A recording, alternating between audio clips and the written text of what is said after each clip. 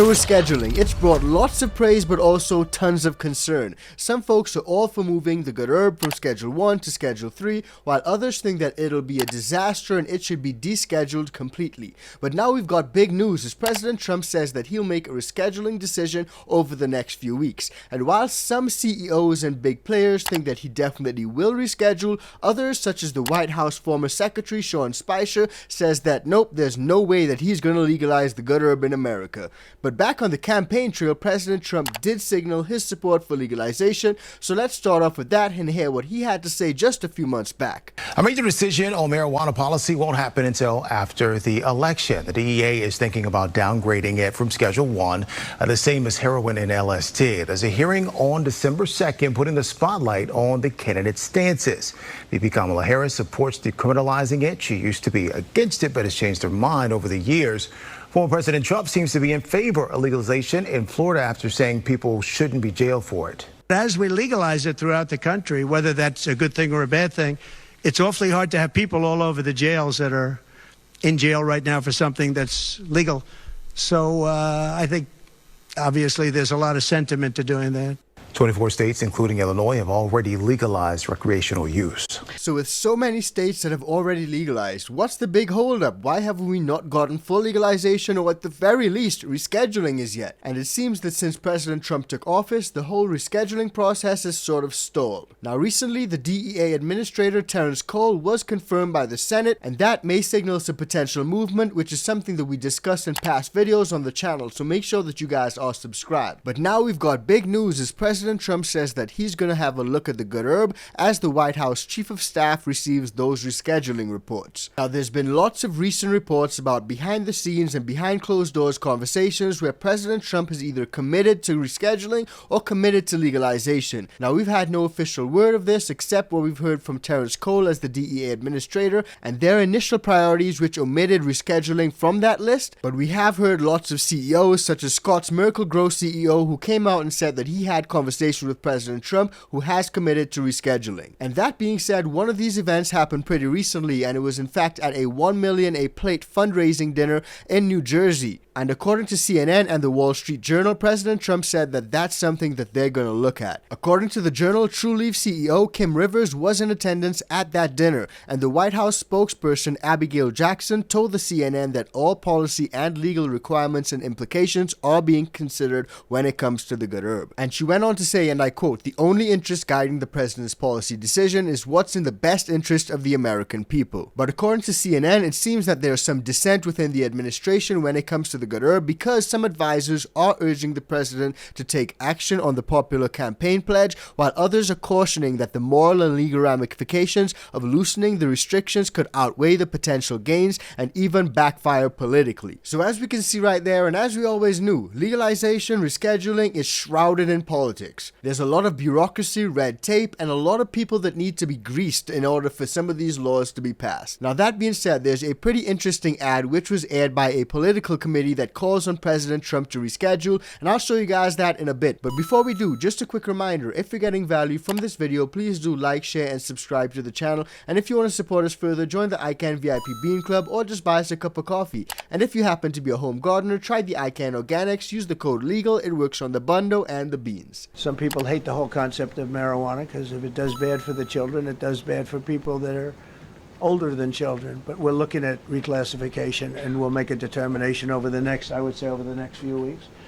And that determination hopefully will be the right one. It's a very complicated subject, the subject of marijuana. I've heard great things having to do with medical, and I've had bad things having to do with just about everything else. But medical and, for pain and various things, I've heard some pretty good things. But for other things, I've heard some pretty bad things. So it'd be really interesting to hear what President Trump thinks when it comes to some of those bad things that he was referring to. Now, personally, in my view, some of those states that have fully legalized recreational herb also have a lot of soft on crime policies. And in those situations, you may see an increase in crime, but that does not necessarily mean that it's linked to legalization of the good herb. In fact, there are a lot of stats, studies, and research polls that show that legalization actually goes hand in hand with a reduction in crime and violence violent crime in particular. But now, even though President Trump says that he'll make a decision on rescheduling over the next few weeks, there are some people who think that that decision may not be what a lot of people want. But I gotta ask you guys at this point, is rescheduling something that you guys actually want, or would you guys prefer it to be descheduled? And if we're not able to go down the descheduling route, but rescheduling is the only available option, would you guys be happy with that, or would you guys prefer for everything to remain the way that it presently is? I'd be really interested to find out what you guys gotta say, so drop it in the comments down below. Now, what we're seeing here is differing views on opinion as to whether President Trump will actually legalize or reschedule or not. And according to former White House press secretary Sean Spicer, he actually says that he does not think Trump will legalize anything at all. And that's a clear distinction and a completely different position that was taken by a lot of these folks who actually had conversations with President Trump, such as the CEOs of some of these companies and big players. But that's just my view, but I do want to hear what Shah Dales of the Dales Report has to say on this particular issue, so let's have a listen. Meanwhile, Sean Spicer, Trump's former press secretary, he recently claimed that Trump will not legalize marijuana. But here's something important to know. Legalization and rescheduling are different conversations. And also, let's be honest, Spicer hasn't been in the administration since mid-2017 when he resigned following the hiring of Anthony Scaramucci as communications director, a move he reportedly opposed. So really, he hasn't had any direct insight into Trump's current policy process for years. So really, his credibility here, it's limited. Don't read too much into that. So you guys heard it right there for yourselves. His credibility rating is pretty much zero. He has no insight whatsoever, so he's just speaking off of feelings, opinions, thoughts, and beliefs. And it seems that that's what a lot of folks in mainstream media are also doing. They're just spewing their personal beliefs, thoughts, and opinions. And I'll show you guys something which is pretty kooky in a bit. But before we do, let's have a look at that ad that I told you guys about earlier in the show, which calls for President Trump to reschedule. Check it out. Under President Trump, America is back. Trump's delivered the largest tax cut in history, putting more money in our pockets and restored America's economic dominance. Promises made, promises kept. Now it's time to fulfill another promise from President Trump and reschedule cannabis, which supports over 400,000 jobs and creates billions of dollars in economic growth. Reschedule cannabis and stack another win, Mr. President. America First Agriculture Action Inc. is responsible for the contents of this advertising. So that was a pretty cool ad. It actually did give me a little bit of goosebumps, even though I'm not 100% on board with rescheduling. But the fact that some of these political committees are actually spending the money to publish these ads that'll break the stigma when it comes to the good herb, I think that that's fantastic. Now, according to this article, this political committee shares the same treasurer as President Trump's own super PAC, and they're pushing the president to reschedule the good herb, as you guys would have seen in that ad. So what is abundantly clear is that there are a lot of people calling for rescheduling. You guys can see it based on those expensive ads which are being published. But there are also a lot of people in the Trump administration who have mixed views on the topic. Some of them may be for it, some of them may be against it. And that's exactly what CNN reported and what TDR mentions right here. Now let's shift inside the West Wing, where there's not total consensus. CNN reports that some advisors are pushing for action on this campaign pledge, while others are raising what they call moral and legal concerns, warning it could backfire politically. But let's remember, this is President Donald Trump we're talking about. A president who campaigned on being for the people and isn't afraid to go against the grain when he believes the public is on his side. A public opinion on cannabis reform is overwhelmingly in favor, even among many Republicans. White House Chief of Staff Susie Wiles has already requested input from key agencies, and those responses, compiled by the Domestic Policy Council, are reportedly now in a report sitting on her desk. That means Trump has everything he needs to make a call, and if he wanted to, he could even move the process along through executive action or a clear directive to the DEA. In other words, disagreement inside the West Wing doesn't necessarily slow a president who's willing to use the tools of the office to deliver on a promise, something that he continues to show. When we look back on the campaign trail last year, Trump supported rescheduling, banking access for cannabis businesses, and even a state-level legalization measure in Florida. But since taking office for his second term, he's been publicly silent until now. And that right there, guys, is a fantastic point. A lot of people know President Trump does what's for the people, and if a lot of the people want legalization, then President Trump should follow what the people want, right? It just logically makes sense. Now, that's not the only reason why there could be a potential shift when it comes to rescheduling in the future, because also a lot of companies, parties, and organizations have been making big donations, especially with a view to potential legalization. And right now, industry optimism is real and there's money behind it. Well, new FEC filings show a marijuana industry-funded political committee donated $1 million